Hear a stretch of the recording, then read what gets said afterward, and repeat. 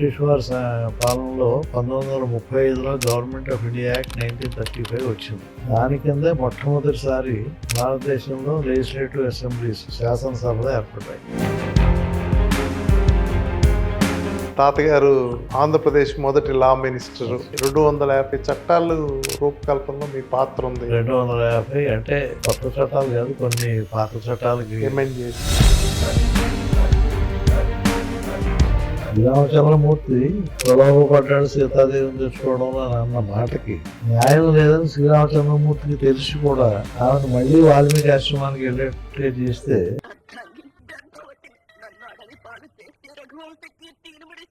అది మరి శ్రీరామచంద్రుడు రాగద్వేష రైతులు అని మీరు అనగలరా? దేవుడి పేరు చెప్పి మనం వ్యాపారం చేస్తున్నాం కానీ మన పేరు చెప్పి దేవుడు ఏం వ్యాపారం చేయట్లేదు. చేత ప్రార్థనా స్థలాలకి ఏ మతానికి చెందినవైనా కమర్షియల్ టారిఫ్ ఇంపోజ్ చేయడం అనేది సరైనటువంటి ఆలోచన కాదు. కొలీజియం సిస్టమ్ మీద భిన్న అభిప్రాయాలు ఉంటాయి. మీ అభిప్రాయం ఏంటి? కొలీజియం సిస్టమ్ మీద అభిప్రాయం చెప్పేంత పెద్దవాళ్ళు కాదు. న్యాయస్థానాలు దురదృష్టం ఏంటంటే this is not a revenue earning department. First thing, ఈరోజు దేశంలో పెండింగ్ ఉన్న కేసు అని ఉన్న న్యాయస్థానాలు తెచ్చాలంటే 300 ఏళ్ళు పడుతుంది. Welcome to bird talks. ఈరోజు మనకి ఒక విశిష్టమైన అతిథి, గొప్ప అనుభవాలు, న్యాయశాస్త్రంలో చాలా ప్రావీణ్యం సంపాదించి లా ప్రాక్టీస్ చేసి జ్యుడిషియల్ సర్వీసెస్లో వర్క్ చేసి అక్కడి నుంచి హైకోర్టు జడ్జిగా 7 సంవత్సరాల కాలం పనిచేసి, అంతేకాకుండా ఆంధ్రప్రదేశ్ ప్రభుత్వంలో లా సెక్రటరీగా ఎక్కువ కాలం పనిచేసి ఎన్నో చట్టాలు తేవడంలో కీలక పాత్ర వహించి చాలా క్లీన్గా, చాలా చక్కగా తన కెరీర్ అంతా ఇలిస్ట్రేట్స్గా చేసుకున్న జస్టిస్ భవానీ ప్రసాద్ గారు మనతో ఉన్నారు. వారి అనుభవాలు, వారి జీవితంలో వారు నేర్చుకున్నవి, వారి కెరియర్లోవి, ఈ లా సైడ్ ఎలా ఉంది జీవితం, ఇలాంటివన్నీ వారితో మాట్లాడి మన బర్డ్ టాక్స్లో తెలుసుకున్నాం. Welcome sir. నమస్తే. నమస్కారం. బర్డ్ టాక్స్ నాతో ముఖాముఖిగా మాట్లాడడానికి మీరు సమయం కేటాయించినందుకు నా కృతజ్ఞతలు. మేమే మీ సమయం ఇచ్చినందుకు. మీలాంటి పెద్దవే వాళ్ళు మాతో మీ అనుభవాలు తెలుసుకోవాలని, మా ఛానల్లో చూసే వాళ్ళకి మీ అనుభవాలు తెలియజేయాలనే ఉద్దేశంతో ఈరోజు ఆహ్వానించడం జరిగింది. మా ఆహ్వానాన్ని మన్నించి వచ్చినందుకు చాలా సంతోషం. ఇది అంటే మనం మాట్లాడుకోవడం కన్నా కూడా రాబోయే తరాల వారికి గతంలో ఏమి అనుభవాలు ఈ వృత్తిలో ఎదురైనవి, ఎటువంటి నడవడిక, ఎటువంటి ప్రవర్తన కలిగి ఉండాలి, ఉంటేనే ఈ న్యాయ రంగంలో ఒక గుర్తింపు, నిలదొక్కువ, గౌరవం తెచ్చుకోగలుగుతారు, సమాజానికి ఉపయోగపడగలుగుతారు. అదే ఒక అవకాశంగానే భావించి మీరు నాకు అవకాశం ఇచ్చినందుకు కూడా అదే చాలా ఉద్దేశంతో సంతోషం. మిమ్మల్ని ఆహ్వానించడం జరిగింది. మీరు పశ్చిమ గోదావరి జిల్లా నరసాపురం మా స్వస్థలం. చాలా పెద్ద కుటుంబం. తాతగారు ఆంధ్రప్రదేశ్ మొదటి లా మినిస్టర్. తాతగారు నరసాపురం గ్రామోత్సవ్ గారు. తాతగారు తండ్రి గారు నరసింహారావు గారు. ఆయన వ్యవసాయం, అంత పెద్ద ఆస్తిపరులు నరసాపురంలో. తాతగారు 1918లో న్యాయవాదిగా. వారు కూడా న్యాయవాది. 1918 నుంచి 1962 వరకు నరసాపురంలో సివిల్ న్యాయవాదిగా చేసి చాలా ఎక్కువ పెద్ద ప్రాక్టీస్ ఉండేది. ఒక సివిల్ లాలో ఒక నిపుణుడిగా ఆయనకి మంచి గుర్తింపు ఉండేది. అయితే ఆయన చదువు పూర్తయి న్యాయవాది అయిన 1-2 సంవత్సరాల్లోనే నరసాపురం తాలూకా బోర్డు అధ్యక్షుడు అవడం జరిగింది. రాజకీయాల్లో ఆ రోజుల్లో పంచాయతీ సమితులు కాకుండా బోర్డు, ఒక్కొక్క తాలూకాకు ఒక తాలూకా బోర్డు, జిల్లాకి జిల్లా బోర్డు ఉండేవి. తర్వాత స్థానిక పరిపాలన అంతా కూడా జిల్లా బోర్డు, తాలూకా బోర్డులోనే ఉండేది. విద్య, వైద్యం, స్థానిక రహదారులు, డిసెంట్రలైజ్డ్ ఆ రోజుల్లో అవన్నీ కూడా స్థానిక స్వపరిపాలన అనేది సంపూర్ణంగా ఉండేది, స్థానికంగానే ఉండేది. అంత బడ్జెట్స్, ఉద్యోగాలు వేయడం, ఉపాధ్యాయులు నియమించడం, డాక్టర్లు నియమించుకోవడం, అన్నీ కూడా చాలా పవర్ఫుల్గా ఉండేది. పవర్ఫుల్గా ఉండేవి, నాన్ కాంట్రవర్షియల్గా కూడా ఉండేవి, వివాద రహితంగానే ఆ రోజుల్లో పరిపాలన సాగింది. ఎన్నికల్లో ఎవరెవరు పోటీ చేసినా ఏ అభిప్రాయాలకి వాళ్ళు ప్రతినిధులైనా సమాజ సంక్షేమం, ప్రజల మంచి చెడులు వచ్చినప్పుడు మాత్రం అందరూ కూడా ఒకే మాట మీద కలిసి ఉండేటువంటి వారిని పెద్దలు మా చిన్నతనంలో చెప్పేవాడు. తాతగారితో బాగా అనుబంధం ఉండేదా మీకు? బాగా. ఎందుకంటే నేనే తాతగారి మనవాళ్ళలో పెద్ద మనవాడిని నేనే. అంటే వారికి చాలా గౌరవం నేనంటే. వారి అడుగు జాడలోనే మా నాన్నగారు కూడా 1948 నుంచి న్యాయవాదిగా పనిచేశారు. నాన్నగారు కూడా పెద్ద లాయర్ అంటే కదా. ఆయన 52 సంవత్సరాలు న్యాయవాదిగా పనిచేశారు. ఆఖరి శ్వాస వరకు వృత్తిలోనే ఉన్నారు. తాతగారు మొదటి లా మినిస్టర్ అంటే కదా ఆంధ్రప్రదేశ్. తాతగారు 1937లో మనకి బ్రిటిష్ వారి పాలనలో 1935లో గవర్నమెంట్ ఆఫ్ ఇండియా యాక్ట్ 1935 వచ్చింది. అవును. దాని కిందే మొట్టమొదటిసారి భారతదేశంలో లెజిస్లేటివ్ అసెంబ్లీస్, శాసనసభలు ఏర్పడ్డాయి. 37లోనే మా తాతగారు ఎమ్మెల్యేగా ఎన్నికయ్యారు. ఆ రోజుల్లో ఎమ్మెల్యే నియోజకవర్గం నర్సాపురం, తణుకు తాలూకాలు కలిపి ఒక ఎమ్మెల్యే నియోజకవర్గం, 2 తాలూకాలు. అంటే ఈ రోజు పార్లమెంట్ సభ్యుల యొక్క నియోజకవర్గం కన్నా పెద్దవి. అయితే అందరికీ ఓటు లేదు, భూమి శిస్తు కట్టిన వరకే ఓటు ఉండేదని చెప్పేవారు మొట్టమొదటి. తర్వాత అందరికీ ఒక వయసు దాటిన వారందరికీ కూడా ఓటు హక్కు ఇవ్వడం జరిగింది. 1935 నుంచి ఆయన ఎమ్మెల్యేగా ఉండడం, శాసనసభ్యులుగా, జిల్లా బోర్డు అధ్యక్షుడిగా ఉండడం జరిగింది. పశ్చిమ గోదావరి జిల్లాలో, అంటే ఈనాటి పశ్చిమ గోదావరి జిల్లాలో, అప్పుడు వారి మొట్టమొదట తాలూకా బోర్డు ప్రెసిడెంట్ అయినప్పుడు పశ్చిమ గోదావరి, తూర్పు గోదావరి, ఈనాటి పశ్చిమ గోదావరి, తూర్పు గోదావరి జిల్లాలో కృష్ణా జిల్లాలో భాగం. కృష్ణా జిల్లా బోర్డు సభ్యులు వాళ్ళంతా. ఆ రోజులో జిల్లా హెడ్ క్వార్టర్స్ మచిలీపట్నం వెళ్ళడానికి రోడ్డు, పడవ, కాలినడక, బండి, అన్ని ప్రయాణ సాధనాలు ఉపయోగించి 25-30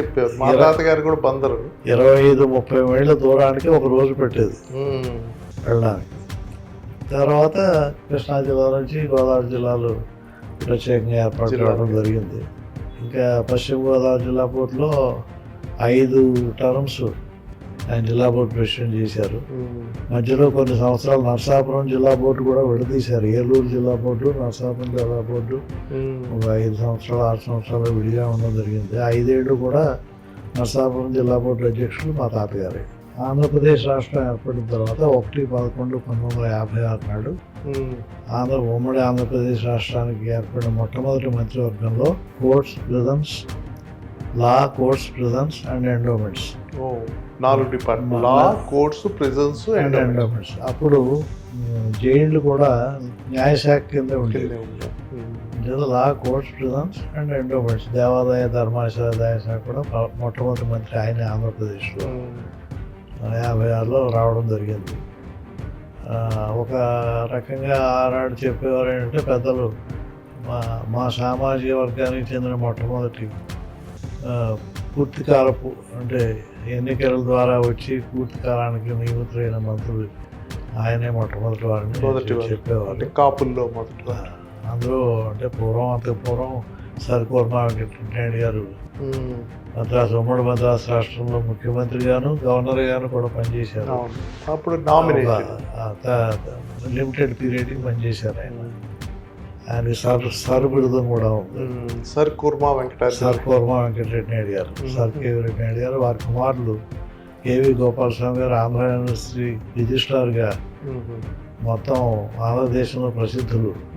వైస్ ఛాన్సలర్ కానీ, ప్రొఫెసర్లు కానీ ఎవరెవరు ఉన్నా ఆ రోజుల్లో ఆంధ్ర విశ్వవిద్యాలయం అంటే కుర్మా వేణుగోపాలస్వామి గారు మాత్రమే ఆంధ్రదేశం మొత్తం తెలిసినటువంటి వ్యక్తి. ఆయన ఆంగ్ల భాషలో కానీ, తెలుగు భాషలో కానీ ఆయన ఉపన్యసిస్తుంటే ప్రజలు మంత్రముగ్ధులై వినేవాళ్ళు.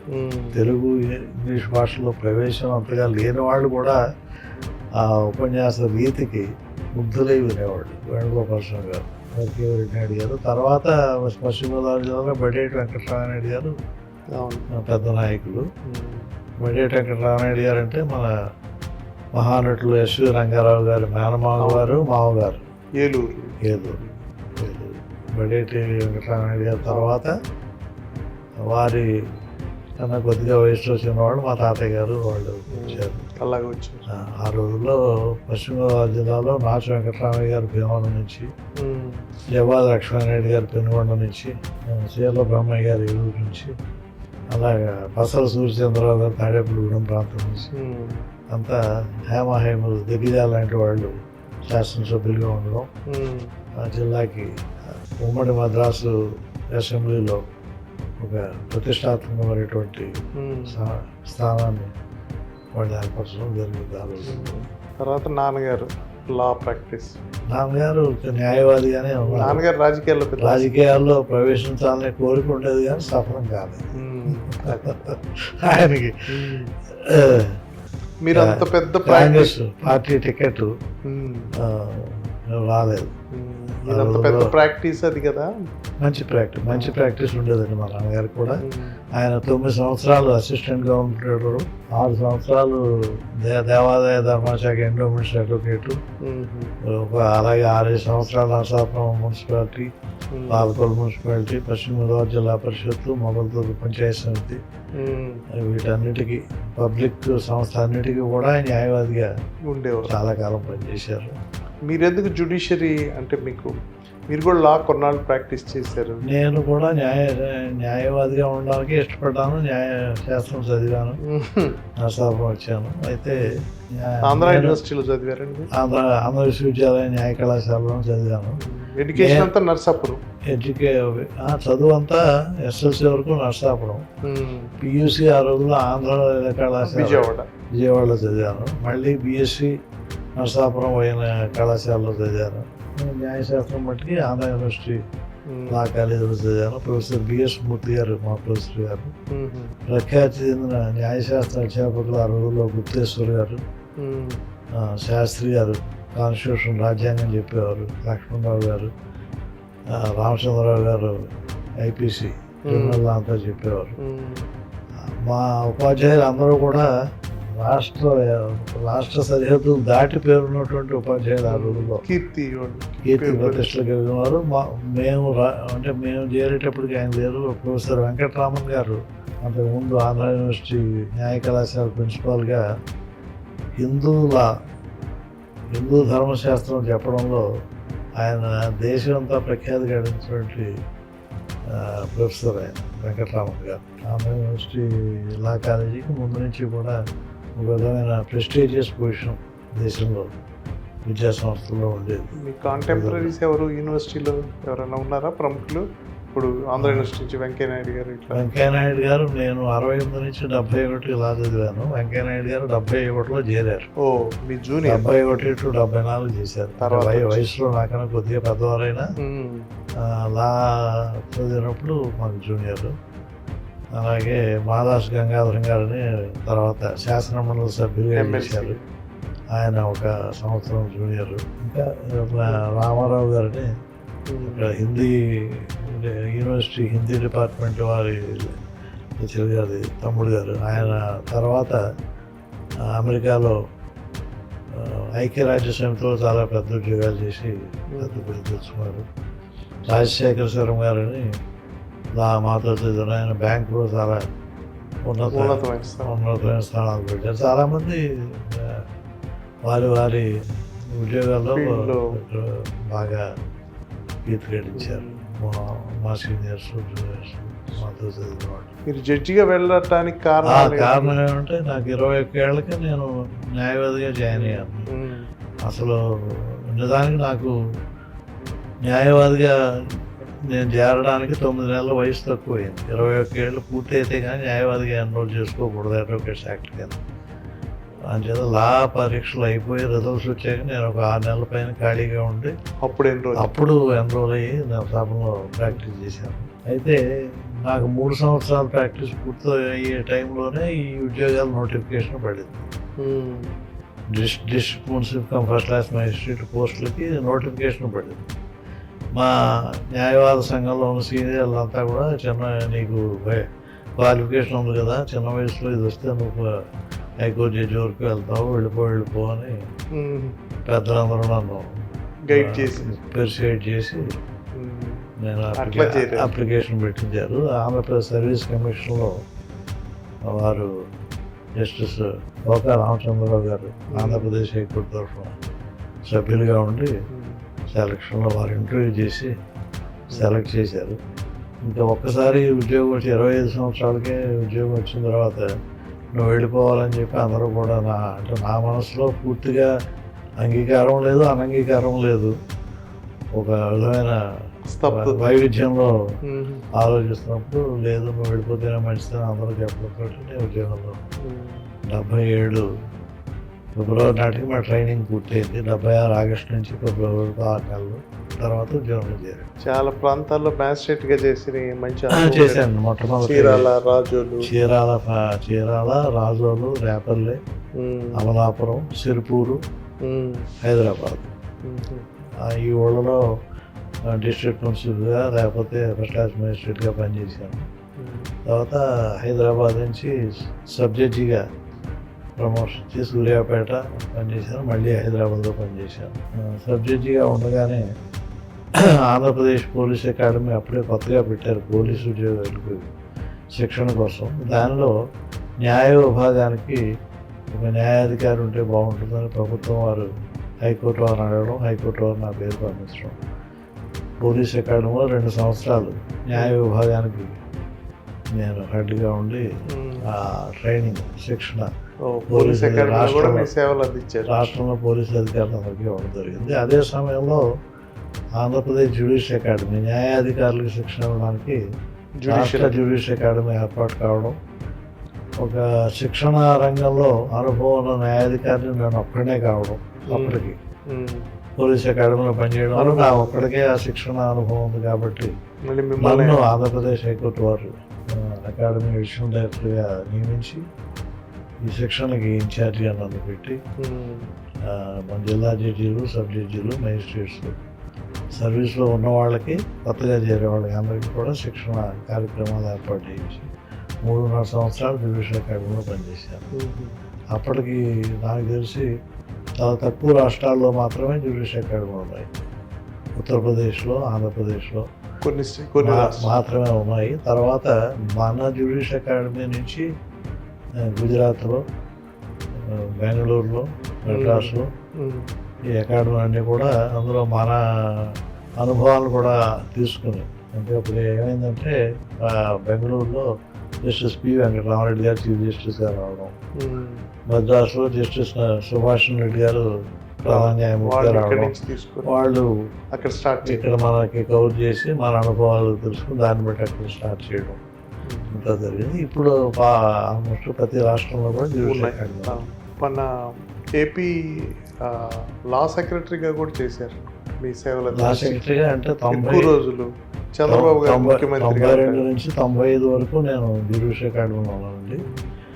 తర్వాత న్యాయశాఖ కార్యదర్శి, ఆనాటి న్యాయశాఖ కార్యదర్శి లెజిస్లేటివ్ అఫైర్స్ సత్యనారాయణమూర్తి గారు వారు పదవి విరమణ చేశారు. ఉద్యోగ పదవి విరమణ వయసు వచ్చి అప్పుడు ప్రభుత్వం వారు ఆంధ్రప్రదేశ్ హైకోర్టుని 3 న్యాయాధికారుల పేర్లు ప్రతిపాదించమని అడిగారు.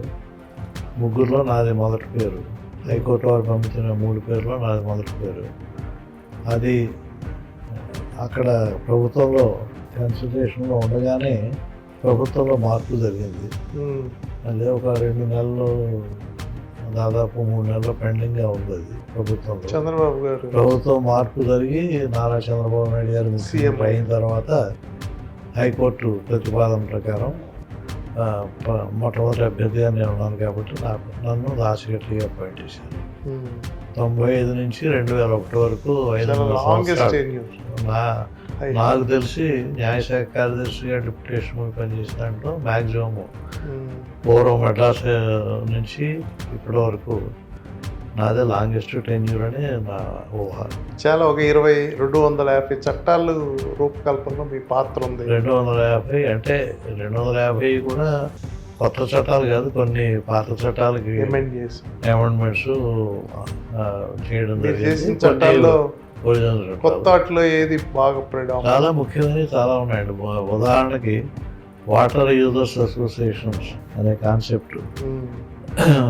అది నేను న్యాయశాఖ కార్యదర్శిగా ఉండగానే సిఎస్ రావు గారు కార్యదర్శిగా, రేమండ్ పీటర్ గారు అదనపు కార్యదర్శిగా ఇరిగేషన్ శాఖలో ఉన్నప్పుడు ఈ నీటి వాడకం, రైతులతో నీటి వాడకం కూడా చట్టం ద్వారా అది రెగ్యులేట్ చేస్తే బాగుంటుందనే ఆలోచన రావడం, ఆ చట్టాన్ని రేమండ్ పీటర్ గారు అడ్మినిస్ట్రేటివ్గా ముందు వారి ఆలోచనలు దాన్ని తయారు చేయడం, అది వాటర్ యూజర్స్ అసోసియేషన్స్ రైతులే నీరు మేనేజ్ చేసుకోవాలి, వాళ్ళకి ఇబ్బందులు లేకుండా, వేరే వాళ్ళ ఇంట్రెస్ట్ అడ్డుపడకుండా అనే కాన్సెప్ట్ తోటి వాటర్ యూజర్స్ అసోసియేషన్ బిల్లు వచ్చింది. అట్లాంటి ముఖ్యమైన బిల్లులు అలాగే చాలా వచ్చాయి. అలాగే విద్యుత్ సంస్కరణలు, అంతకుముందు ఏపీ ఎలక్ట్రిసిటీ బోర్డు విద్యుత్ వ్యవహారాలకు మొత్తం అధిపతిగా ఏపీ ఎలక్ట్రిసిటీ బోర్డు మాత్రమే ఉండేది. దాన్ని మార్చి ఉత్పత్తి వేరే, డిస్కామ్లు, తర్వాత ఈ సరఫరా వేరే, వినియోగాన్ని రెగ్యులేట్ చేసి అదే నడిపేవాళ్ళు వేరే. అలాగా 3 భాగాలు, డిస్కామ్లు, జెన్కో, ట్రాన్స్కో, 3 డిస్కాము, జెన్కో, ట్రాన్స్కో 3 విభాగాలుగా చేయడం. తర్వాత ఆ వ్యవస్థని ప్రభుత్వం నుంచి విడదీసి ఒక ఇండిపెండెంట్ వ్యవస్థగా రాష్ట్ర స్థాయిలో స్టేట్ ఎలక్ట్రిసిటీ రెగ్యులేటరీ కమిషన్, విద్యుత్ నియంత్రణ మండలి అనే దాన్ని ఏర్పాటు చేయడం. ఆ చట్టం కూడా మీరే నేను డ్రాఫ్ట్ చేయడం జరిగింది. తర్వాత నేను ఉద్యోగం చేశాను. అంటే నేను రాసిన చట్టానికి నేనే చేరువుతాను అనుకోలేదు. చట్టం రాసినప్పుడు చాలా అది విప్లవాత్మకమైన సంస్కరణ కింద దేశంలో మన 2వ రాష్ట్రం అట్లా రిఫార్మ్స్. ఒరిస్సా రాష్ట్రం ఫస్ట్ అటువంటి చట్టం చేసింది, మన 2వ రాష్ట్రం మనం. కానీ అమలు చేయడంలో ప్రథమం మనమే దేశంలో. విద్యుత్ సంస్కరణ అమలు చేసిన రాష్ట్రం దేశంలో మనమే ప్రథమం. విద్యుత్ వ్యవస్థకి ఒక independent existence away from the government అది క్రియేట్ చేయడం వల్ల అది మంచి జరిగిందనే మరి విద్యుత్ నిపుణులు చెప్తారు. అప్పట్లో చంద్రబాబు గారు మంచి యువకుడు, మంచి ముఖ్యమంత్రి, ఉత్సాహంగా కొత్త అన్ని చేసేవారు కదా. మీ అనుభవం ఎలా ఉండేది వారి కింద లా సెక్రటరీగా? చంద్రబాబు గారు ఇది న్యాయ ప్రకారం ఇది, చట్ట ప్రకారం ఇది అని సలహా ఇస్తే దాన్ని 100% పాటించేవారు. ఆయన చట్టానికి వ్యతిరేకంగా కానీ రాజ్యాంగానికి వ్యతిరేకంగా కానీ చేసేవారు. మీ సలహాలు ఏమి చేయమని చెప్పి నిపుణుల సలహాలు అనేవారు కాదు. అయితే రాజకీయంగా పరిపాలనా పరంగా ఏదైనా ఇబ్బంది ఉన్నట్లయితే ఆ విషయం వాళ్ళు దాన్ని చర్చించేవారు. ఇది చేయకపోతే పలానా పరిణామాలు ఉన్నాయి, చేస్తే పలానా పరిణామాలు ఉన్నాయి, ఏ రకంగా చేస్తే మంచిది, ప్రజలకు ఏది మంచిది, చట్ట ప్రకారం ఏది నిలుపు, రాష్ట్ర ప్రభుత్వానికి మాట రాకుండా ప్రజలకు ఉపయోగపడే విధంగా ఏ రకంగా మన ప్రభుత్వ విధానాన్ని రూపొందించుకోవాలనేది ఆలోచన చేసేవారు. అధికారుల మాటలు వినేవాళ్ళు. మీలా మాట అంటే తేలిగ్గా తోసిపుచ్చేవారు కాదు. డిస్కషన్ జరిగేది అన్ని విషయాల్లోనూ కూలంకషంగా చర్చ, ఒకరి మాటే చెల్లింది అనేది కాదు, కూలంకషంగా చర్చించి ఒక మెరుసుగా నిర్ణయానికి వచ్చేవారు. తనకి ఇష్టం లేనటువంటి అభిప్రాయాలు వినిపించిన అది వ్యక్తిగతంగా తీసుకుని అది ఆ అధికారి మీద కోపం తెచ్చుకోవడం అటువంటిది ఎప్పుడు డిసెంట్ అనేది డెమోక్రసీలో ఒక భాగం అనేది ఆయన ఆచరణలో కూడా చూపించారు. ఆయన వ్యక్తిగతంగా ఏ విషయాన్ని తీసుకునేవారు కాదు. ఏది చట్ట ప్రకారం రాజ్యాంగ ప్రకారం మనం చేయగలుగుతాం, మనకి ఇక్కడ అవసరమైంది ఏది, రెండింటిని ఏ రకంగా సమ్మిళితం చేసి మనం మంచి జరగడానికి ఒక మార్గాన్ని వెతకగలుగుతాం అనేది ఆయన వెతికేవారు. అంటే ఆయన రాజకీయాలతో మాకు ఉద్యోగస్తులుగా మాకు ప్రమేయం లేదు, ఆయన రాజకీయాల లోతుపాతులు మాకు తెలియవు. పరిపాలకుడుగా మాత్రం సమర్థవంతంగా ట్రెడిషన్స్, ట్రెడిషన్స్ అన్నీ కూడా ఏనాడు ఆయన వైలేట్ చేసేవారు కాదు. మీ టెన్యూర్లోనే లీగల్ సెక్రటరీగా ఉన్నప్పుడే మీరు నల్సరీ, ఇప్పుడు ఈరోజు చాలా ప్రెస్టేజ్ ఆంధ్రప్రదేశ్లో నల్సరీ యూనివర్సిటీ మీ కాలంలోనే స్థాపింపబడింది. దానికి మీరే బాగా ఇంట్రెస్ట్ చేయించారు. అసలు అంటే ఆ ప్రతిపాదనలు ప్రభుత్వం ముందు తీసుకొచ్చింది న్యాయశాఖ కార్యదర్శిగా నేనే.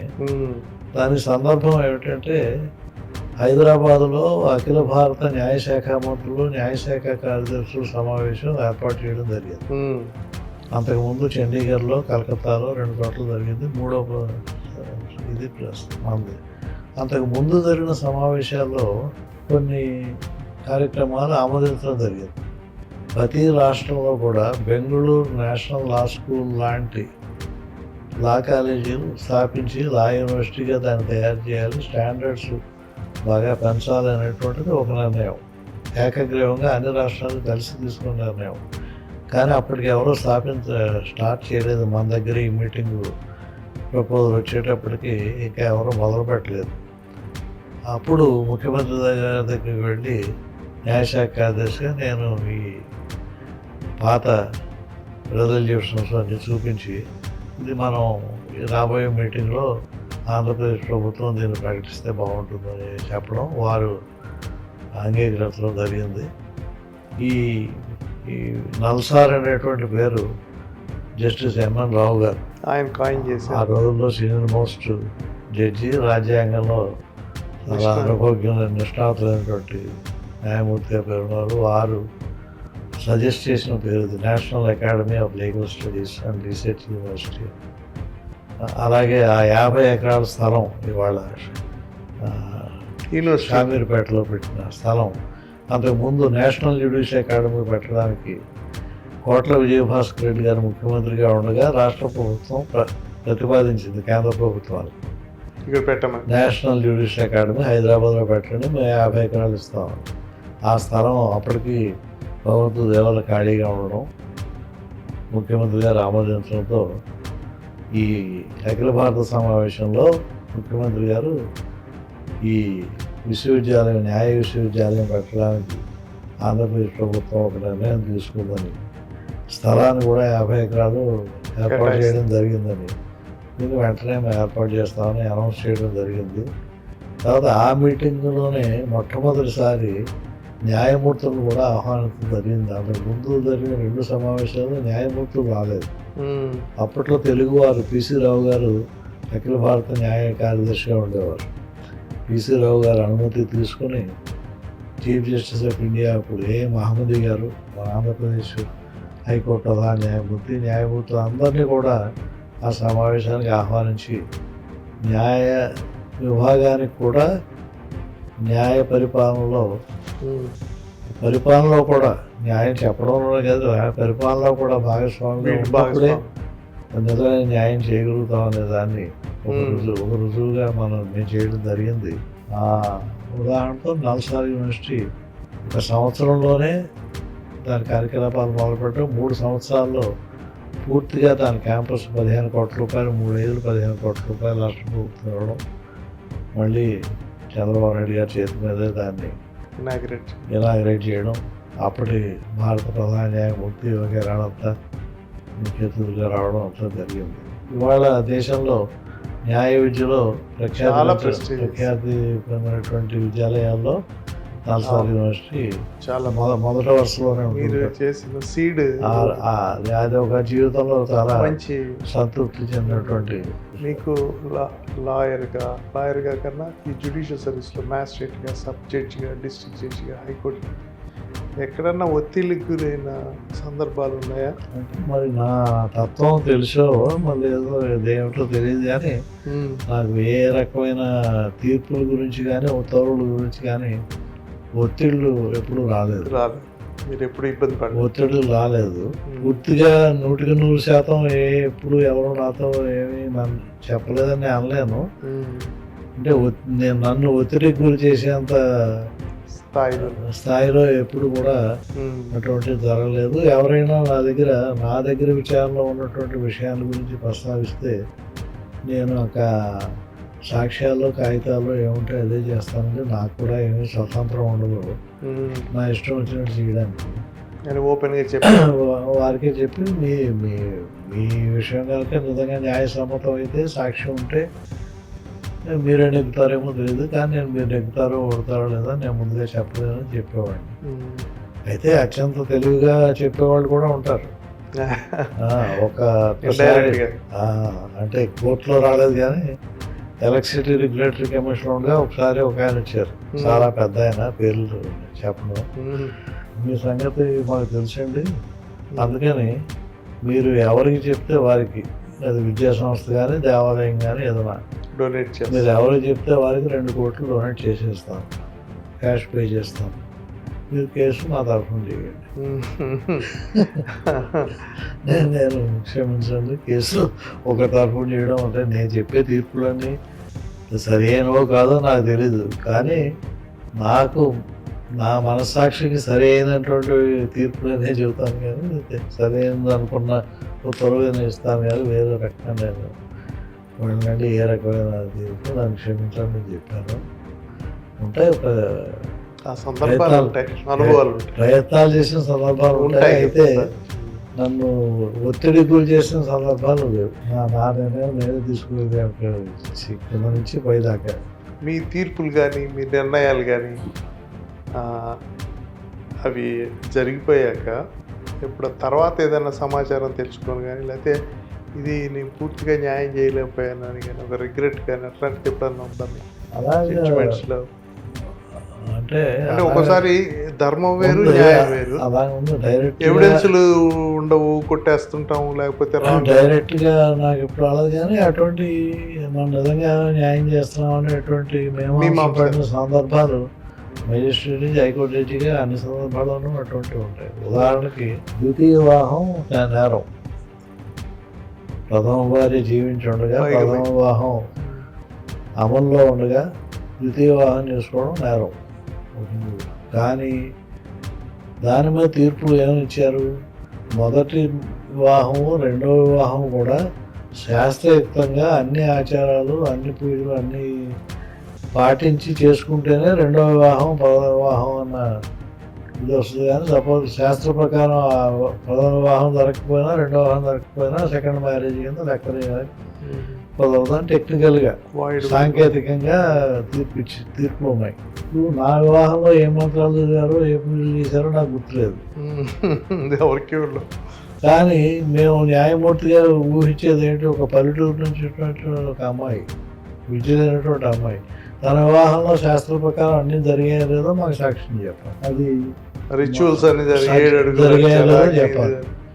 జలకర్ర పదం పెట్టారా, మంగళసూత్రం కట్టారా, పలా మంత్రం చదివారా, నాతి చరామి అని అన్నారా, ఇవన్నీ నాకు నా పెళ్లి గురించి నాకు గుర్తులేని విషయాలు నా దగ్గరికి వచ్చి అమాయకురాళ్ళకి గుర్తుంటుందని నేను ఊహించడం, ఆవిడ చెప్పలేదని కేసు కొట్టేయాల్సి వచ్చింది కొన్ని కేసులు. ఎందుకంటే ప్రథమ వివాహం రెండవ వివాహం కూడా శాస్త్ర ప్రకారం జరిగాయని రుజువు కాలేదు కాబట్టి నేరం జరిగిందని అనడానికి వీలు లేదు. బెనిఫిట్ ఆఫ్ డౌట్ ముద్దాయికి ఇవ్వాలి, ఇచ్చాము. అటువంటి తీర్పులు చెప్పినప్పుడు ఓపెన్ కోర్టులో బహిరంగంగా అన్యాయమైనటువంటి అమ్మాయి బోరును విలపిస్తూ కోర్టు ఆవరణ నుంచి బయటకు వెళ్ళిపోతుంటే కోర్టు న్యాయపీఠం మీద కూర్చున్నటువంటి మాకు ఈ పీఠం మీద కూర్చోడానికి అర్హున్నా కాదు అనేటువంటి అంత ఆలోచన సంశయం వస్తుంది. కానీ కొన్ని సాంకేతికతల వల్ల మరి మేము అందుకే న్యాయదేవత అంతేగా చెవులే కానీ కళ్ళు అంతే, అది పూర్తిగా నిజం కాదు. మనస్సాక్షి కూడా తప్పకుండా మా తీర్పుల్ని మా ఉత్తర్వుల్ని దాన్ని ప్రభావితం చేస్తాయి. అయితే కొన్నిసార్లు అది దాటలేని పరిస్థితి వస్తుంది. చేత ఏది ధర్మం ఏది న్యాయం అంటే ధర్మమైనది ప్రతిదీ న్యాయం కాకపోవచ్చు, న్యాయమైనది ప్రతిదీ ధర్మ ప్రకారం యాక్సెప్టబుల్ కాకపోవచ్చు. ఆ డైలమా ప్రతి న్యాయాధికారికి ఉంటుంది కూడా జీవితంలో ఏదో సమయంలో అనేక సార్లు ఎదుర్కోకపోవడం అనేది ఏమీ లేదు. అట్లాంటి అనుభవాలు ఉన్నాయి, కొంచెం రిగ్రెట్ అంటే బాధపడ్డాయి. మేజిస్ట్రేట్ నుంచి హైకోర్టు జడ్జి దాకా ఉంటాయి. కొన్నిసార్లు మీకు తప్పదు, భార్యాభర్తలు విడాకులకి అర్జీ పెట్టుకుంటారు. చిన్న చిన్న పిల్లలు ఉంటారు, అబ్బాయి అమ్మాయి 3 ఏళ్ళు 4 ఏళ్ళు 5 ఏళ్ళు 6 ఏళ్ళు ఉంటారు. మేము విడాకులు నిర్ణయించినప్పుడు పిల్లలు ఎవరితో ఉండాలో కూడా నిర్ణయించాలి. కస్టడీ ఆఫ్ చిల్డ్రన్, పిల్లలు తల్లిదండ్రులు ఉంటారా తండ్రి దగ్గర ఉంటారు, 2 విడిపోతారు. భార్య భర్త ఇక్కడ పెట్టి చెడ్డ పిల్లలను పిలిచి అమ్మ నీకు అమ్మ కావాలా నాన్న కావాలా అని అడిగేటువంటి పరిస్థితి చాలా దురదృష్టకరమైన పరిస్థితి. వాళ్ళకి తగదా తెలియదు, పిల్లలకి తల్లి తండ్రి ఎందుకు దెబ్బలాడుకున్నారో తెలియదు. వాళ్ళకి తల్లి కావాలి తండ్రి కావాలి. అటువంటి ఇబ్బందికరమైన ప్రశ్న ఇచ్చి వాళ్ళకి తల్లిదండ్రులు ఒకళ్ళు లేకుండా చేసేటువంటి ఉత్తర్వులు ఇవ్వాల్సినటువంటి బాధ్యత చాలా దురదృష్టకరమైనటువంటి బాధ్యత. అటువంటి ఎక్స్పీరియన్స్ అనేక రకాలు జరుగుతాయి, మనకు కోర్టులో వస్తుంటాయి సమస్యలు, కానీ ఒక్కొక్కసారి మేమేం చేయలేము. నేషనల్ జ్యుడిషియల్ అకాడమీ అన్నారు ఇందాక, అది రావాలని ఇండియాలో బాగా చర్చ జరిగింది. ఉంది కదా భోపాల్లో. ఇప్పుడు అంటే మొత్తం యూనిఫామ్గా ఢిల్లీ అంటే ఇప్పుడు ఐఏఎస్ ఐపీఎస్ సర్వీస్ లాగా అంటే జ్యుడిషియరీ కూడా అట్లా అందుకే హైకోర్టు జడ్జెస్ అందరికీ కూడా, భారతదేశంలో హైకోర్టు న్యాయమూర్తులు అందరికీ కూడా నేషనల్ జ్యుడిషియల్ అకాడమీలో శిక్షణ రిక్రూట్మెంట్. కానీ శిక్షణ రిక్రూట్మెంట్ హైకోర్టు జడ్జెస్కి రిక్రూట్మెంట్ ముందు లేకపోతే రిక్రూట్మెంట్ ఉద్యోగం మొదలుపెట్టే ముందు శిక్షణ అనేటువంటి కాన్సెప్ట్ లేదు. ఎందుకంటే న్యాయాధికారి నుంచి హైకోర్టు న్యాయమూర్తి అయ్యే వాళ్ళకి మినిమం 20 నుంచి 30 సంవత్సరాల అనుభవం లేకుండా హైకోర్టు న్యాయమూర్తిగా రాలేదు ఆల్రెడీ. అలాగే న్యాయవాదుల నుంచి వచ్చినా కూడా సుమారుగా యావరేజ్ మనం తీసుకుంటే 20 ఏళ్ళు 25 ఏళ్ళు 30 ఏళ్ళు ప్రాక్టీసు, మంచి కమాండ్, మంచి అనుభవం ఉంటే కానీ సుప్రీంకోర్టు కాలేజీఎం వారు కానీ హైకోర్టు కాలేజీఎం వారు కానీ ఎవరిని న్యాయమూర్తిగా అవడానికి లేదు, రికమెండ్ చేయరు. దానికి సూటబుల్ అన్న మనిషినే అందులో ఇప్పుడు హైకోర్టులో సుప్రీంకోర్టులో కూడా మొట్టమొదటి అనుభవించినటువంటి 5 న్యాయమూర్తులు కూర్చున్నారు. కొలీజియం వాళ్ళు నిర్ణయం తీసుకున్నప్పుడు ఇవన్నీ కూడా పరిగణనలో తీసుకొని చేస్తారు.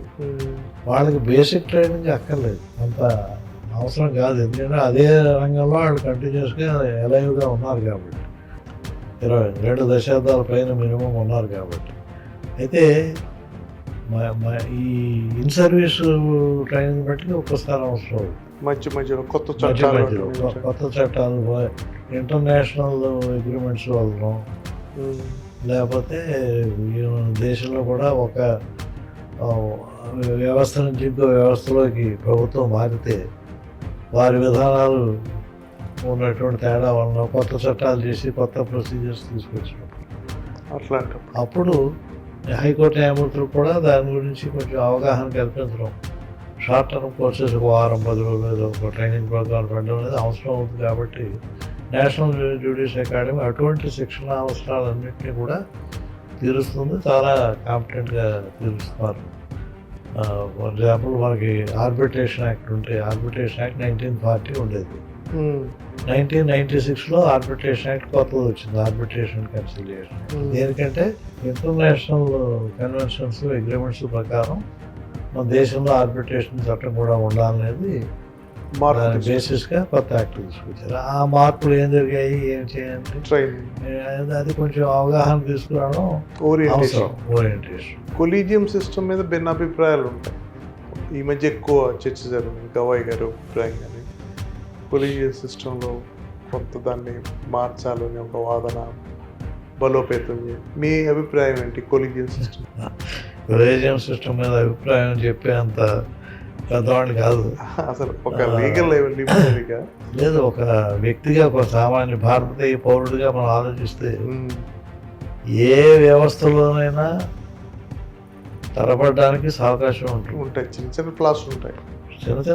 ప్రజలు శాసనసభ్యులను ఎన్నుకోవాలి లేదా పార్లమెంట్ సభ్యులను ఎన్నుకోవాలి. ఎన్నికైన శాసనసభ్యులు పార్లమెంట్ సభ్యులు అందరూ కూడా కేవలం మెరిట్ ప్రాతిపదిక మీదే ప్రజలు ఓట్లు వేస్తామనే అభిప్రాయాన్ని మనం రాగలమా? అనేక రకమైనటువంటి ఆర్థిక సాంఘిక రాజకీయ పరిస్థితులు అంశాలు ఉంటాయి. కేవలం ఒక అంశం మీద ఆధారపడి ఓటింగ్ ఉండదు. అంచేత నీకు వచ్చేటువంటి ప్రభుత్వంలో the most competent economist should alone be the finance minister, the most competent administrator alone should be the revenue minister అంటే నడుస్తుందా? ప్రాక్టికల్గా రాదు. అలాగే ఎవరికి ఈ సెలక్షన్ బాధ్యత అప్పచెప్పినా వారికి వారు మానవ మాత్రమే ఉంటారు. ఎవరైనా పూర్తిగా రాగద్వేష రహితులుగా ఉండడం అనేది కొంత భిన్నాభిప్రాయాలు వస్తూనే ఉంటాయి. పూర్తిగా ఏ రకమైనటువంటి ఫీలింగ్స్ లేకుండా చేయడం అనేది ఏ వానప్రస్థాశ్రమంలో ఉన్న వాళ్ళకో సన్యాసం తీసుకున్న వాళ్ళకో సాధ్యమేమో. కానీ మెరిట్తో పాటు వేరే అంశాలు కూడా నిర్ణయాన్ని ప్రభావితం చేసే అవకాశం పూర్తిగా 100% తీసేయలేము. కానీ ఒక తటస్థంగా ఉండడానికి అలవాటు పడి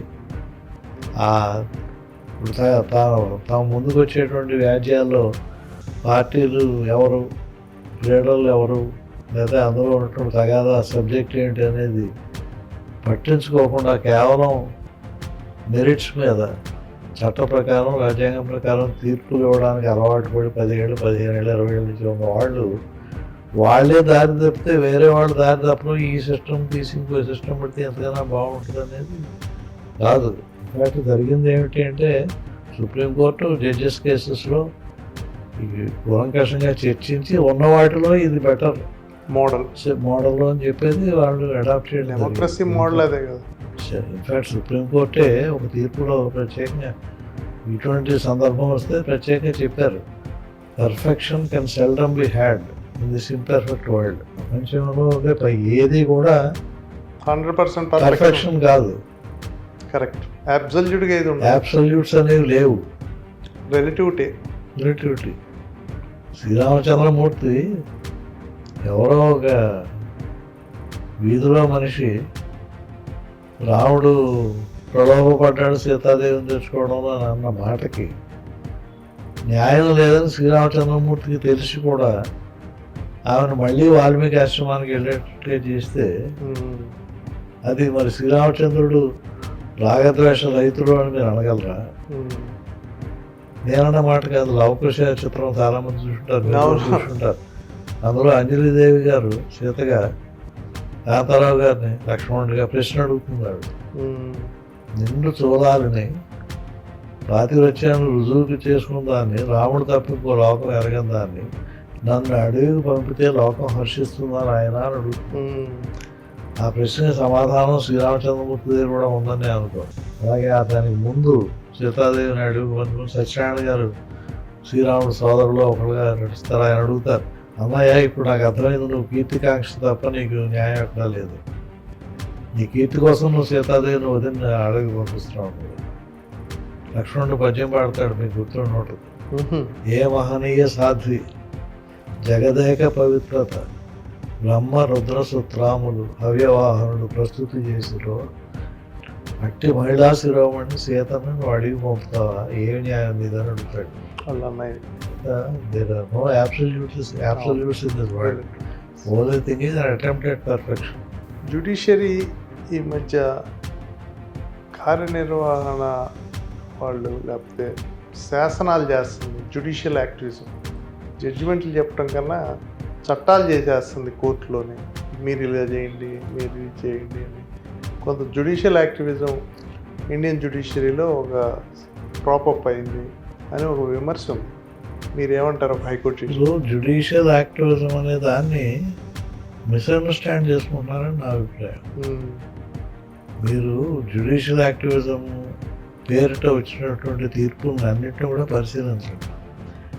ఏ తీర్పు కూడా రాజ్యాంగాన్ని కానీ చట్టాన్ని కానీ సంబంధిత చట్టాలను కానీ నిబంధనలు కానీ అధిగమించి ఇచ్చిన తీర్పులు కాదు. రాజ్యాంగం కింద నీ విధి ఉన్నదే, నువ్వు నెరవేర్చట్లేదు నాయన, తప్పకుండా చేయాలి. చట్ట ప్రకారం నువ్వు కాదు, నువ్వు నెరవేర్చవలసినటువంటి విధుల్ని, నీ విద్యుత్ ధర్మాన్ని నువ్వు నిర్వర్తించట్లేదు, నువ్వు నిర్వర్తించు అని చెప్పిన తీర్పులే కానీ కొత్తగా నిబంధనలు చేసి ఉన్న నిబంధనలకి నీళ్లు కలిపినటువంటి తీర్పులు ఏమి మీకు 199 కనపడవు. ఎక్కడైనా ఎవరో ఒకరు ఒక వాక్యం ఎక్కువ చెప్పారేమో నాకు తెలియదు, నాకు అంత సర్వజ్ఞుడిని కాదు. కానీ జ్యుడిషియల్ యాక్టివిజం పేరిట వచ్చిన తీర్పులన్నీ కూడా ఇవాళ రాజ్యాంగబద్ధంగా చట్టబద్ధంగా నువ్వు చేయవలసినటువంటి విధిని నువ్వు నిర్వర్తించలేదు, నువ్వు నిర్వర్తించు అని చెప్పినయే ఆల్మోస్ట్ 100%. దాన్ని యాక్టివిజంగా అంటే పూర్వం అటువంటి ఆదేశాలు ఇవ్వలేదు కాబట్టి అది ఈ తరంలో ఈ 30-40 ఏళ్ళలో వచ్చినాయి కాబట్టి మార్క్ మనకి యాక్టివిజం మీరు ప్రభుత్వంలో జోక్యం చేస్తున్నారు. చేసుకుంటారు. ఉదాహరణకి నిన్ననే ఒకరు వచ్చారు మా దగ్గర వ్యక్తిగతంగా కింద కోర్టు తీర్పు నెగ్గారు. ఫస్ట్ అప్పీల్లో అప్పీల్ వేస్తే కొట్టేశారు, వీరే నెగ్గారు. సెకండ్ అప్పీల్ అడ్మిట్ అవ్వలేదు ఎంతవరకు. ఆ తీర్పు ప్రకారం భూమి మా పేర పాస్బుక్ ఇప్పించండి అంటే ఎంఆర్ఓ గారు తహసీల్దార్ గారు పాస్బుక్ ఇవ్వరు. ఏం చేయాలి? ఎవరితో చెప్పుకోవాలి? ఏంటంటే మాకు ధరణి స్కీమ్ ఉందండి, లేకపోతే ఏదో ఇంకో భూభారతి స్కీమ్ ఉందండి చెబుతారు. ఈ భూమి నాదే అని తీర్పిచ్చారా 3 కోట్లు దాన్ని వచ్చే తప్పు అంటే నువ్వు మళ్ళీ సుప్రీంకోర్టుకు వెళ్ళు, హైకోర్టుకు వెళ్ళు, తీసేయి. ఆ తీర్పు అమల్లో ఉన్నంతసేపు దాన్ని అమలు చేయని అనడానికి ఒక అధికారికి ఉన్నటువంటి పరిధి ఏమిటి? మేము చేయము, తగాదా ఉంది కాబట్టి మేము చేయము. తగాదా ఏమిటంటే తీర్పు వచ్చేసింది కదా. మరి అందులో నువ్వు చేయలేదు అని చర్య తీసుకుంటే జ్యుడిషియల్ యాక్టివిజం అంటే ఏం చేయగలుగుతారు? ఒకసారి దండం దశగుణం భవేత్ అన్నారు మీకు తెలుసు. కంటెంప్ట్ అందుకే కదా. 10 గుణాలు ఉన్నాయన్నారు దండంలో. అంతేగాని జ్యుడిషియల్ యాక్టివిజం అనేటువంటిది పరిమితులు దాటి వెళ్ళిపోయింది దేశంలో అనేది నేను అనుకోను. ఇండియాలో మీరు వాళ్ళు ప్రపంచవ్యాప్తంగా చూస్తే అమెరికా ప్రెసిడెంట్ ఇచ్చినటువంటి టారిఫ్స్ను లేకపోతే ఇంకొక దాన్నో జిల్లా కోర్టు ఫెడరల్ జిల్లా కోర్టు జడ్జి గారు స్టే ఇస్తున్నారు. మీరు చూడండి, 50 రాష్ట్రాల్లో ఎలక్షన్లు తగ్గినటువంటి ప్రెసిడెంట్ ఆఫ్ యుఎస్ఏకి ఒక జిల్లాలో ఉండేటువంటి ఫెడరల్ కోర్టు న్యాయమూర్తి 50 రాష్ట్రాల్లో కూడా పని ఆఫ్ చేస్తున్నారు. సిస్టమ్ అది. ఎక్కడో అక్కడ చెక్స్ అండ్ బ్యాలెన్సెస్ పరిమితులు ఉండాలి కాబట్టి అటువంటి చెక్స్ అండ్ బ్యాలెన్సెస్ తప్పు. ఇండియాలో బాగా కేసులు పెండెన్సీ ఎక్కువ, జస్టిస్ డిలేడ్ ఈజ్ డినైడ్. దాదాపు 3 కోట్ల కేసులు పెండింగ్ ఉన్నాయి ఇండియన్ జ్యుడిషియరీ డిఫంక్ట్గా ఉంది అంటారు. 3 కోట్ల కేసులకి ఉన్న న్యాయమూర్తులు ఎంతమంది? రేషియో 2000 మంది న్యాయమూర్తుల్ని 3 కోట్ల కేసులు చేసేయండి అంటే ఏం చేస్తారు? ఎప్పుడు చదువుతారు? న్యాయమూర్తులు పెంచుకోవాల్సిన బాధ్యత ప్రభుత్వాన్ని. వీళ్ళు జ్యుడిషియరీ నుంచి రాదండి. జ్యుడిషియరీ చేస్తే మీరు పెడతారా? కొత్త కోట్లు పెడతారా? నాకు తెలిసి నేను ఇంచుమించుగా సిస్టంలో 50 ఏళ్ళు పూర్తి చేశాను. 72లో న్యాయవాది అయ్యాను. కోర్టు అడిగినప్పుడల్లా మీరు అవసరమైన చోట కొత్త కోర్టు పెడుతున్నారా? దానికి తగ్గటువంటి భవనం కానీ పారదర్శకత కానీ సిబ్బంది కానీ ఏమైనా ఇస్తారా? నేను హైకోర్టు న్యాయమూర్తిగా ఉన్నప్పుడు ఒక అడ్మిషన్ కోర్టు కనుక నా సబ్జెక్ట్ అయితే 200 కేసులు సుమారుగా వస్తాయి రోజు. వర్కింగ్ అవర్స్ అన్నీ 5, 300 నిమిషాల్లో 200 కేసుల్లో ఏదో ఒక ఆర్డర్ వేయాలి. కొత్త కేసులు కాబట్టి వాయిదా వేయడానికి వీల్లేదు. ఏదో ఒక నువ్వు రిలీఫ్ ఇస్తావో లేదో, స్టే ఇస్తావో లేదో, ఏదో ఒకటి చెప్పాలి అప్పటికప్పుడు. నిమిషం పావుకి ఒక కేసు 200 కేసులలో లోడ్ తీసుకు బ్రెయిన్ ఉపయోగించి కాన్షియస్గా చేస్తాం. కాన్ఫ్లిక్టింగ్ క్లెయిమ్స్ మీద ఏది మంచిది అనే నిర్ణయానికి రావడానికి మానవ సాధ్యమేనా? నిజంగా ఒక్కొక్కసారి మాకే మనం న్యాయం చేస్తున్నామా లేకపోతే మామూలుగా కాయగూరల చెల్లెలు అన్నట్టు కేజీకి ఎంత చెప్పి పంపుతున్నామా అనేటువంటి అనుమానం వస్తుంది ఒక్కొక్కసారి. నిజంగా మేము మనస్సును పెట్టి చదివి ఇది ఇస్తే బాగుంటుంది అనేంత సమయం కూడా నీకు ఉందా? ఇవాళ ఒక్కొక్క ఫ్యామిలీ కోర్టులో సిటీస్లో 6 నుంచి 7,000 కేసులు ఉన్నాయి. ఎన్ని కేసులు జడ్జి గారు వినగలుగుతాడు? ఎన్ని కేసుల్లో సరైన తీర్పు చెప్పగలుగుతాడు? చెప్పాడు నెలకు 30, 60 చెప్పాడు, రోజు 2 కేసులు చెప్పాడు. నీకు 80 కేసులు కొత్త కేసులు పెడితే నువ్వు ఎక్కడ? ప్రెగ్నెన్సీ ఇవాళ ప్రపంచంలో జడ్జి పాపులేషన్ రేషియో లోయెస్ట్గా ఉన్న కంట్రీస్లో మనదొకటి. ఇండియా ఆల్మోస్ట్ లాస్ట్ 4-5 దేశాల్లో ఉంటుంది. సో మీరు ఎక్కువ కోర్టులు కావాలి.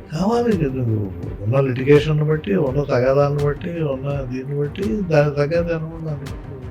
అది లేకపోవటం వల్ల ఇబ్బందులు. పోలవరం ప్రాజెక్టు మీరు కడుతున్నారు. పోలవరం ప్రాజెక్ట్ కట్టేంతమంది ఇంజనీరింగ్ స్టాఫ్ కావాలి కదా.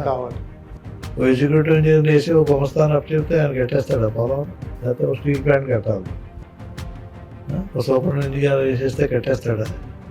దానికి సరిపోయినంత మంది సరిపోయిన ఇన్ఫ్రాస్ట్రక్చర్ దానికి చదువుకోవడానికి తయారు చేయడానికి అన్నీ కావాలి కదా.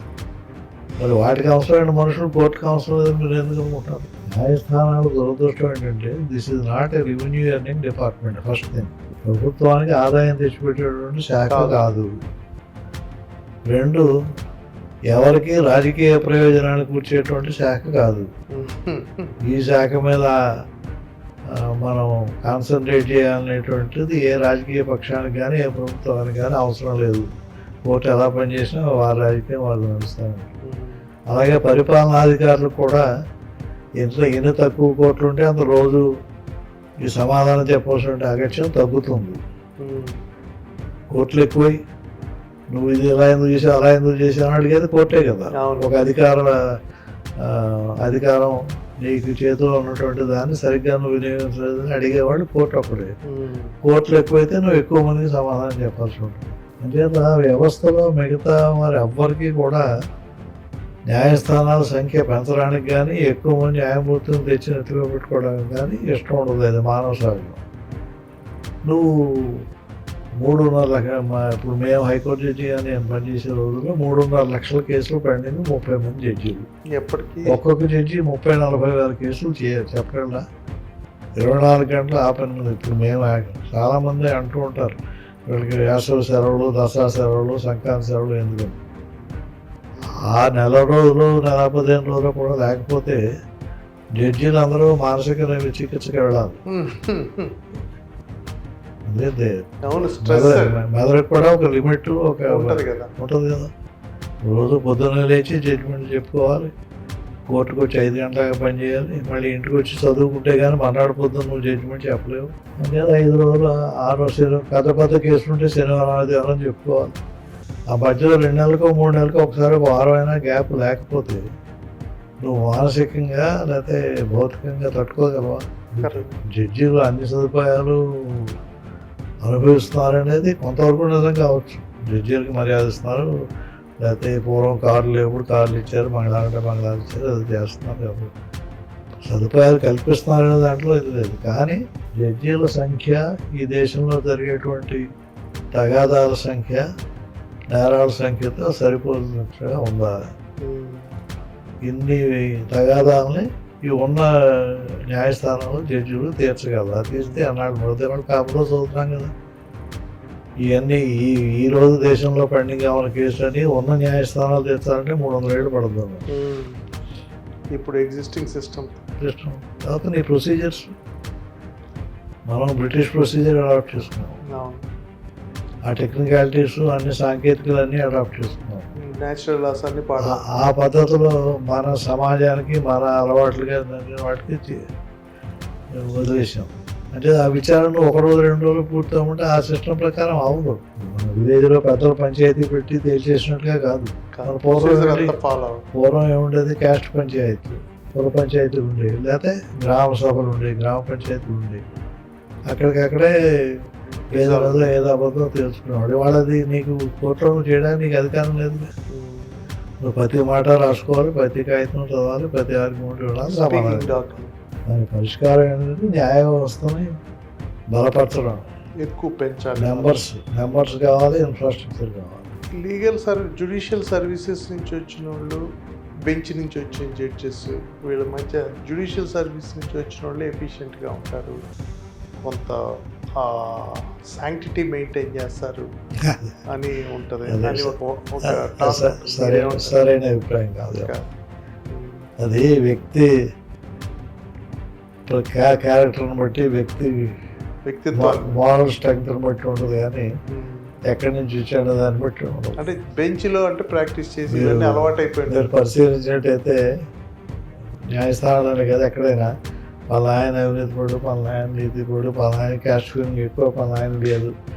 ఇవన్నీ కూడా వాళ్ళ బ్యాక్గ్రౌండ్కి సంబంధించినవి కాదు. బస్సులో అతి గొప్ప బ్యాక్గ్రౌండ్ నుంచి వచ్చిన వాళ్ళు కూడా తప్పు చేసిన వాళ్ళు కనపడతారు. అతి సాధారణమైనటువంటి కుటుంబాల నుంచి వచ్చి సాధారణంగా సాధారణ వాళ్ళు కూడా క్యారెక్టర్ విషయంలో ప్రిన్సిపల్గా లాల్ బహదూర్ శాస్త్రి గారు మహారాజు కుటుంబానికి చెందినవాడు కాదు. It depends on the person. Jawaharlal Nehru గారు అరిస్టోక్రాటిక్ ఫ్యామిలీ. నెహ్రూ గారు ఆనెస్ట్గానే ఉన్నారు, లాల్ బహదూర్ శాస్త్రి గారు ఆనెస్ట్గానే ఉన్నారు. అది వ్యక్తిగతమైనటువంటి లక్షణాలు క్యారెక్టర్ని బట్టి కానీ ఏ ఉద్యోగంలో చూచాడనేది కాదు. ఎందుకంటే న్యాయవాదులుగా వాళ్ళకే 25 ఏళ్ళ అనుభవం ఉంటుంది.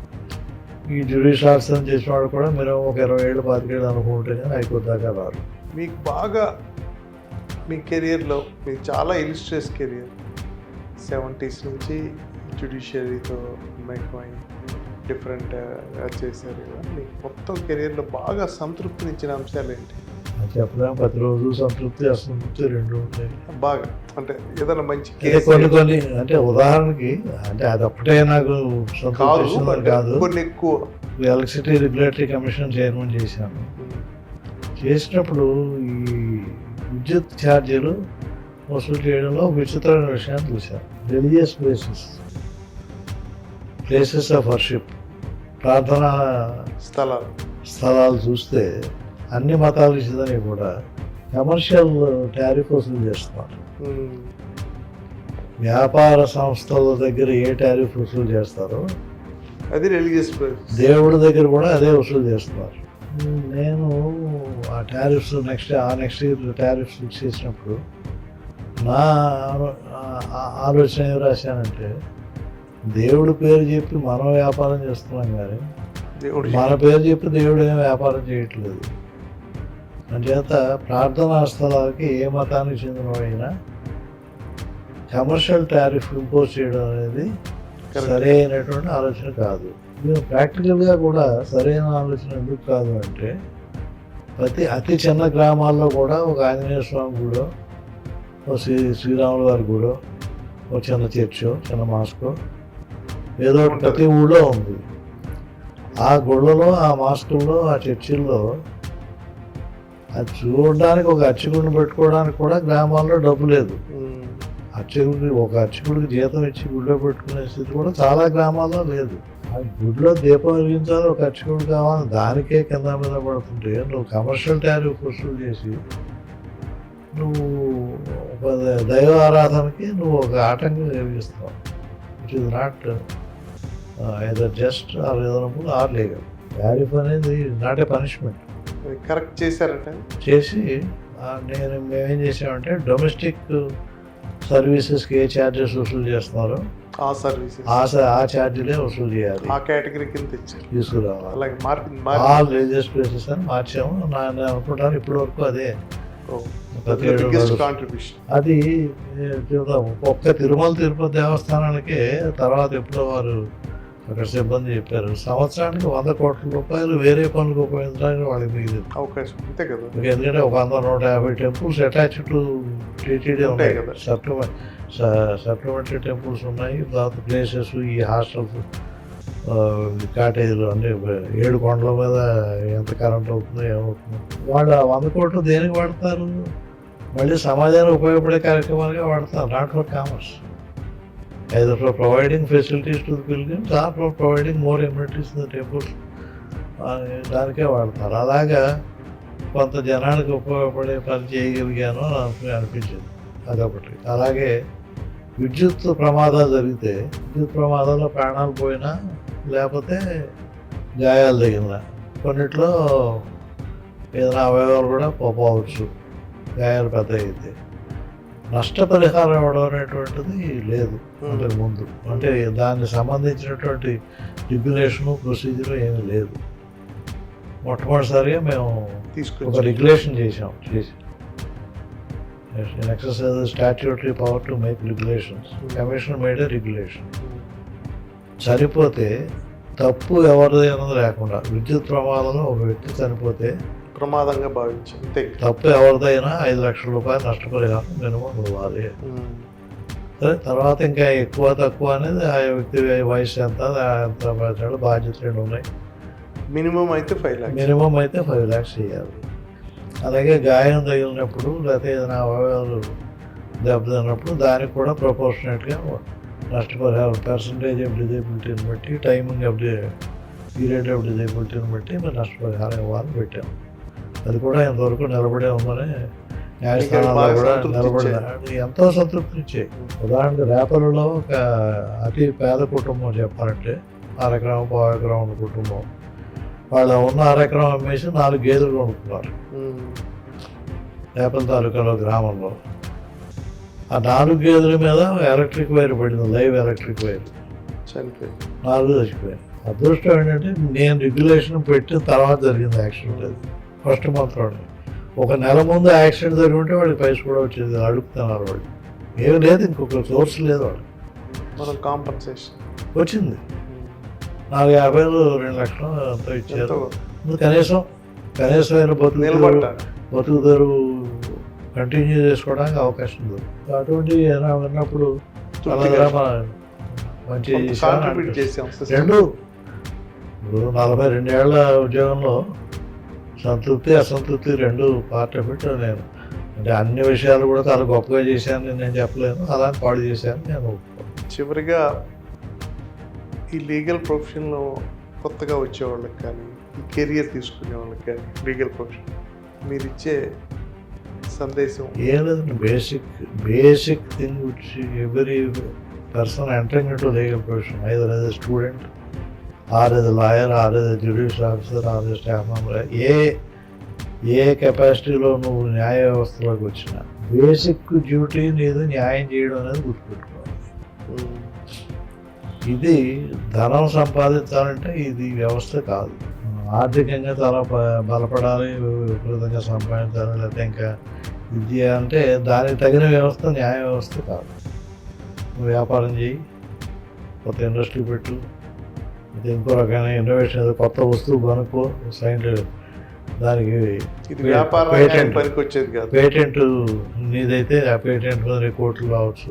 కానీ ఆర్థికంగా బలపడడానికి న్యాయ వ్యవస్థలో ఉండడం అనేది ప్లాట్ఫామ్గా వాడద్దు దయచేసి.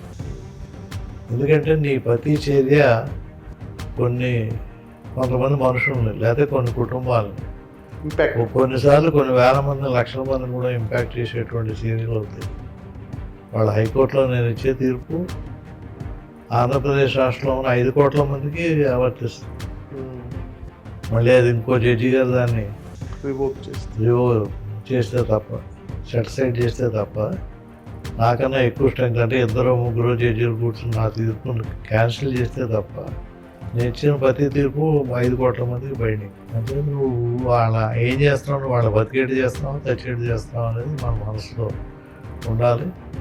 సాధ్యమైనంత వరకు మంచి చేసామనేటువంటి సాటిస్ఫాక్షన్ మన అంతరాత్మకి మనం ఉండేటట్టుగా పనిచేయాలనేది నాకు. డబ్బు అనేది మనసులో పెట్టుకున్నట్టయితే ఈ వ్యవస్థలోకి దయచేసి రావద్దు. నేను ఎవరైనా గర్వంగా చెప్తాను, 42 ఏళ్లలో ప్రభుత్వం ఇచ్చిన జీతం, ప్రభుత్వం ఇచ్చిన అలవెన్స్ తప్ప ₹1 కూడా నేను ఎరగను. And my every transaction was through bank.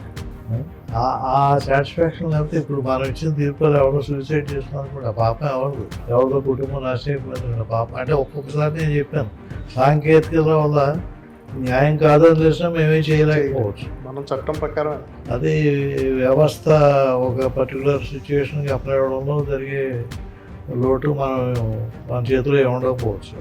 కానీ తెలిసి తప్పు చేయొద్దు, తెలిసి అన్యాయం చేయొద్దు అనేది మీరు కోరిక. భవానీ ప్రసాద్ గారు జడ్జి గారు ఎలా రిలాక్స్ అవుతుంటారు ఇప్పుడు? రిలాక్సేషన్ ప్రస్తుతం ఆనప్రస్థాశ్రమం. రిటైర్మెంట్ లైఫ్లో ఏమన్నా యాక్టివిటీ పెట్టుకున్నారా? ఏం లేదు. ఉన్నాయండి. ఎందుకంటే మాకు ఆర్బిట్రేటర్స్గా అపాయింట్ చేస్తారు. సుప్రీంకోర్టు కానీ, హైకోర్టు కానీ, ఇండియన్ కౌన్సిల్ ఆఫ్ ఆర్బిట్రేషన్, ఆ పనులు ఏమైనా ఉంటాయి. కాకపోతే 40 సంవత్సరాల్లో 12 జిల్లాల్లో పనిచేసాం. వివిధ వ్యవస్థలో మా ఎవరెవరు కలుస్తుంటారు, మనం ఎవరు కలుస్తుంటారు.